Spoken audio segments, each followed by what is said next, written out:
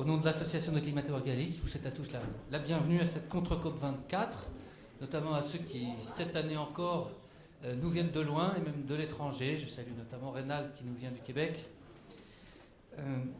Alors, comme vous le savez peut-être, un spectre hante l'Europe, et c'est celui du climato-réalisme. C'est en tout cas c'est l'avis de Mediapart qui a titré avant-hier « La menace climato-sceptique pèse aussi sur l'Europe ».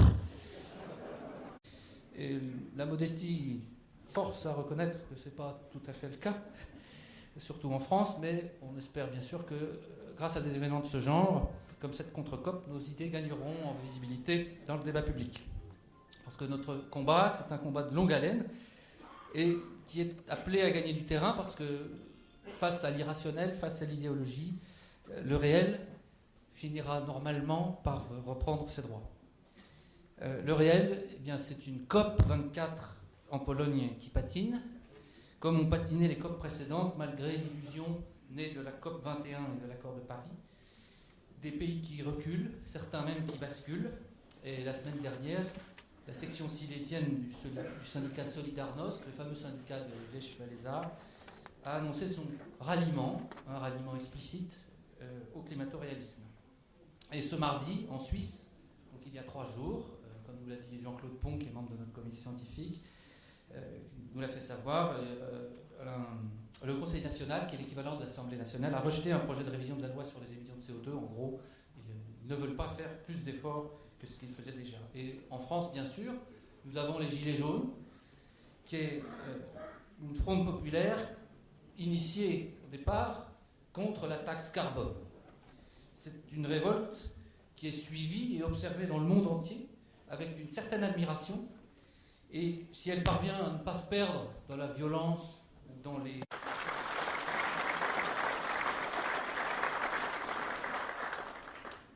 Donc nous devions en principe commencer avec Samuel Effour. Déjà un peu en retard. Monsieur Gatignol, c'est à vous.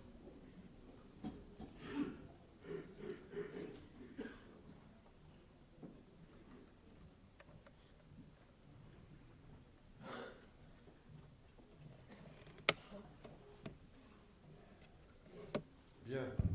Mesdames, Messieurs, bonjour à toutes et à tous. Monsieur le Président, je voudrais d'abord vous remercier de m'avoir fait parvenir une invitation pour participer à vos débats. Alors certes, je connaissais déjà individuellement quelques membres de cette honorable Assemblée, mais c'est la première fois que je participe et que je vois une des réunions de votre groupe et de votre association. En fait, vous me donnez la parole, mais moi je suis venu pour écouter. Je suis venu pour m'informer, ou plutôt pour confirmer certaines convictions et certaines réponses à des interrogations. Le sujet est d'importance, vous l'avez situé, Monsieur le Président, à l'instant. Il est national, il est européen, mais il est surtout international. Et nous devons y participer dans ces débats avec toutes les qualités des uns et des autres, car ce sujet, je le répète, est d'importance. Et moi, je lis, comme tout le monde, les articles qui apparaissent dans les médias, qui nous promettent presque tous la fin du monde, mais qui posent une interrogation. Pour certains, c'est la montée des eaux et on va être inondé, et pour d'autres, ils nous disent la planète brûle. Alors là, il faudra se mettre d'accord sur la solution finale. Alors comment s'y retrouver? Sous d'autres formes médiatiques, le langage de la classe politique, alors ça va être l'objet des quelques mots que je vais vous dire, parce que, ayant participé pendant 30 années au débat à l'Assemblée nationale, ayant participé aux travaux de l'Office parlementaire des choix scientifiques, et pour tout vous dire, étant député du Cotentin, c'est-à-dire de La Hague et de Flamanville. Sur Flamanville 3, je vous dis en passant que je dois avoir 99% d'ADN certifié en paternité de Flamanville 3. Ce langage de la classe politique, je l'ai trouvé depuis des décennies à la fois surprenant et inquiétant, parce que, hélas, ce n'est pas seulement le langage qui peut interroger, c'est aussi les décisions du Parlement qui, par voie législative, fixe un certain nombre d'orientations politiques, et vous connaissez tous combien la dernière loi qu'on appelle LTE-CE, la loi de transition énergétique et de croissance verte, peut être inquiétante pour la suite de ses conséquences. Alors comme j'ai bataillé pendant plus de 30 années pour faire valoir une politique énergétique sérieuse, fondée sur nos talents scientifiques et technologiques, conduite dans l'intérêt des populations, respectueuse de notre environnement et donc exemplaire en tout domaine, je m'interroge aujourd'hui sur l'état intellectuel des grands décideurs. Alors je sais que vous avez les uns et les autres tenté de franchir les barrières de l'Assemblée nationale, mais la situation est grave.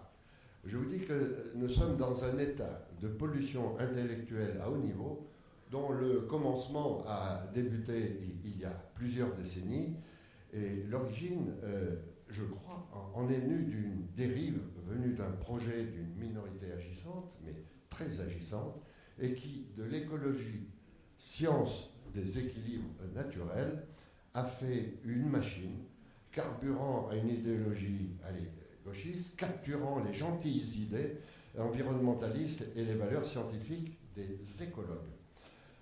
Alors sont apparus sur le plan politique les Verts, curieusement, et quelques noms plus ou moins oubliés aujourd'hui ont fait à l'époque du travail de SAP assez extraordinaire. Je vous rappellerai quand même les travaux de Madame Voynet, contre laquelle j'ai bataillé fermement, puisqu'elle voulait fermer absolument l'usine de ma circonscription qu'on appelle l'usine de recyclage des combustibles usés. Monsieur Cochet, qui a donné lieu à cette loi Cochet qui donne des caractéristiques bien particulières à la production d'électricité par les éoliennes. Enfin, dans le sillage de tous ces gens-là, et même si d'autres maintenant essaient de prendre la même ligne, creusant des sillons, tous les lobbies très actifs, très argentés, qui occupent astucieusement l'espace médiatique. Vous connaissez tous le SER, syndicat des énergies renouvelables, et moi, vous savez, quand on est un petit peu impliqué dans le nucléaire, les histoires de Greenpeace deviennent du quotidien, de l'hebdomadaire, comme Waze aussi, colonisant, si vous voulez, et ça c'est très grave, et je voudrais le souligner, des institutions telles que l'ADEME, l'EDREAL, l'ONEMA et des choses comme ça. Et évidemment, à l'international, il y a un sigle qui revient, qui est dans la tête de tous, le fameux GIEC, je crois que c'est ça, n'est-ce pas, qui s'est fait une place non négligeable, malgré les critiques des vrais scientifiques, et qui nous accable de conclusions et de projections à l'échelle du siècle. Participant, si vous voulez, au titre de partis politiques à toutes les campagnes électorales, et ils ont occasionné, tous ces gens-là, des dégâts importants, et non pas par le nombre de gens qui votent pour eux, mais par leur chantage auprès des candidats. Et si vous rencontrez, eh bien oui, des élus, n'oubliez pas qu'ils sont soumis à une pression divers et variés, mais le chantage fait partie des écueils d'une campagne électorale. Alors, on peut y faire face. Je dois vous dire qu'en 2002, au moment d'une réélection, sur mon 4 pages électorales, j'avais mis en lettres grosses comme ça, sur une seule page, un projet, 2 réacteurs en plus à Flamanville. Il y avait 12 candidats, ça s'est terminé à 64,8%, comme quoi, quelquefois, lorsqu'on explique, lorsqu'on prend le temps de convaincre, on peut avoir quelques résultats et faire partager ses propres convictions. Alors je pense surtout que dans ce monde politique, l'insuffisance des connaissances scientifiques, l'insuffisance d'esprit critique, si vous voulez, et donc une certaine incapacité à se nourrir de convictions fortes, a conduit à l'incapacité de faire des choix politiques sérieux, propres à être au service de son pays et de sa population. Il en est résulté, si vous voulez, un certain nombre de non-décisions ou de décisions fâcheuses. J'ai rappelé tout à l'heure combien il était temps d'aller vers ce qu'on appelle la transition énergétique. Il n'est toujours pas d'explication. Chaque fois que je pose la question, Personne ne peut m'expliquer ce qu'est également. Par contre, il y a une loi. Il y a une loi qui est venue et que certains entendent bien développer. Alors, quelles conséquences, si vous voulez, cette surdité, cet aveuglement des décideurs politiques? C'est dramatique car nous allons toujours vers une accumulation de contraintes toujours plus fortes, des interdits qui deviennent dans une liste non exhaustive, et surtout, vous l'avez rappelé, par le mouvement d'actualité des Gilets jaunes, une fiscalité punitive qui devient sans limite, si vous voulez, et qui a été quand même l'élément déclenchant avec la brimade supplémentaire, c'était les 80 km/h qui a vraiment déclenché le tout.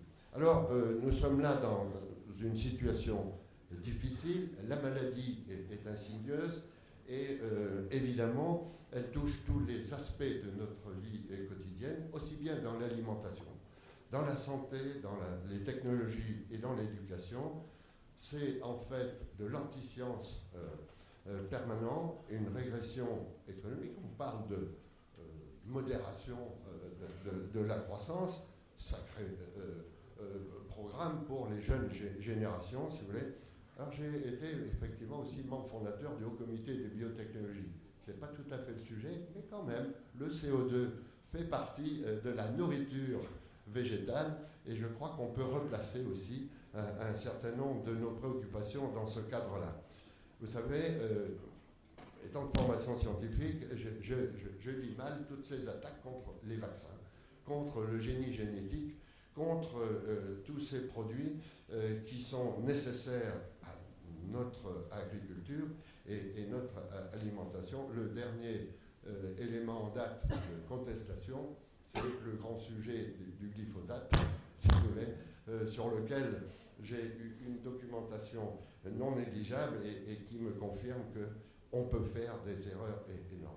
Alors, vis-à-vis de la taxe Hulot, on l'a par son nom, la taxe carbone, si vous voulez, que j'ai combattue en son temps, et j'avais gagné à l'époque, hein, c'était quand même après 2007, et on a protesté avec quelques-uns, et on n'a pas appliqué, elle revient, vous voyez, avec une fausse information. C'est le sujet qui nous préoccupe aujourd'hui, Monsieur le Président, et j'espère que si le Parlement a voté des lois scélérates, ça a commencé par le principe de précaution, inscrit dans la Constitution,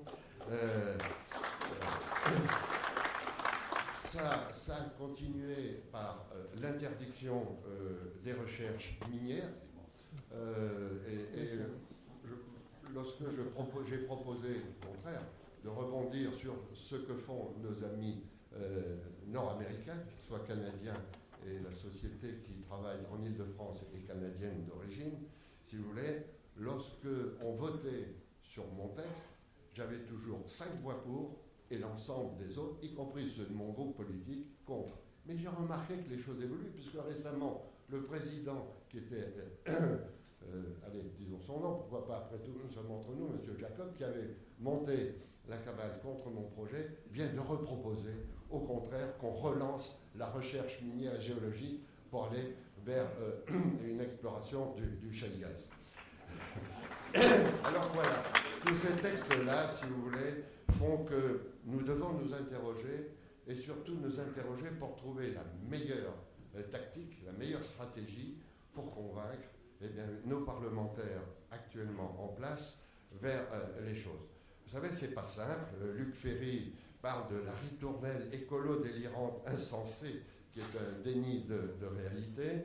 Pascal Boltner n'y va pas de main morte aussi en parlant de couteau suisse pour ceux qui sont en panne d'idées. Donc le plan climat du ministre devient quelque chose de terrible, si vous voulez, pour demain. Évidemment, j'ai dit que les contraintes étaient majeures. Il y en a une qui commence vraiment, on l'a vu, à être très mal supportée. Et même si Colbert nous avait dit l'art de l'impôt consiste à plumer loi pour obtenir le maximum de plumes avec le minimum de gris, il faut se souvenir que Vauban, le grand Vauban, et j'ai fait classer mes tours Vauban de Saint-Malo à l'UNESCO, a dit il faut limiter au maximum l'impôt et le maintenir le plus bas possible. Ce n'est pas exactement la voie qui est prise tout de suite et nous devons donc y faire face. J'ajoute qu'ayant participé à quelques conversations autour de ronds-points, les gens eux-mêmes sont totalement ignorants de ce qu'on nous prélève indûment dans la poche chaque année grâce à la facture d'électricité. Et vous savez qu'il y a une dernière ligne qui s'appelle CSPE, une taxe sur laquelle nous payons de la TVA. Et mes différents amis, j'ai conservé même en tant qu'honoraire mon groupe d'amis et de scientifiques, savent me faire quelque chose qui s'est passé là. Qui est là. Me font par exemple des calculs comme combien EDF a perdu d'argent au cours d'un week-end pascal où la consommation d'électricité disparaît beaucoup, mais s'il fait du vent, eh bien, EDF est obligé d'acheter à 82 € le mégawattheure d'électricité éolienne. La dernière fois, mes amis des mines m'ont calculé que EDF avait acheté 82, l'avait revendu pour partie à un prix négatif et en moyenne à 9,4 €. C'est vous dire un petit peu combien on facilite les choses et les comptes de la nation. Alors tout ceci, si vous voulez, argumentation fondée sur l'alarmisme, ce n'est pas convenable. D'autant plus, mais je vais terminer, Monsieur le Président, qu'en parlant de ces taxes nouvelles et de ces émissions théoriquement catastrophiques que les automobilistes français émettent, je voudrais rappeler que les émissions de CO2, ALO-CO2, sont inférieures à 1% des émissions mondiales, que dans le lot, les 22-25 millions de véhicules légers représentent à peu près 10 à 12%.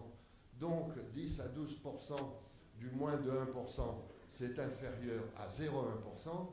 Et le gazole, qui est le plus efficace et qui, sur le plan scientifique, alors j'ai mes données, peut-être pas les vôtres, y compris les pneumologues, me disent que les émissions d'une voiture essence sont plus dangereuses que celles des actuels diesel. J'ai des certificats, j'allais dire médicaux, d'un certain nombre de pneumologues. Le diesel représente 0,05% de nos émissions. Et elle nous fait un cirque et une taxation exagérée. Alors voilà, je voudrais arrêter là mon propos. C'était une petite introduction et une première intervention dans votre association. Plusieurs intervenants, j'ai le programme, Marie-France m'a pourvu d'un programme tout à fait détaillé, vont prendre la parole, qui nous feront partager leurs connaissances et leurs convictions. Et j'espère surtout qu'au-delà de cette salle, et vous êtes tous pourvus donc d'une mission particulière, se diffusera un message de vérité, une vérité qui est cachée aujourd'hui aux Français et qui sera entendue par une majorité de parlementaires dont les préoccupations actuelles peuvent les sensibiliser à une écoute. On parle beaucoup d'écouter tout de suite. Donc, oui, espérons que les parlementaires vous écouteront. Et d'ailleurs, ces parlementaires, après avoir fait plusieurs fois le tour de différents ronds-points, pourront trouver la bonne route pour une politique énergétique réaliste et ambitieuse. Merci de votre attention.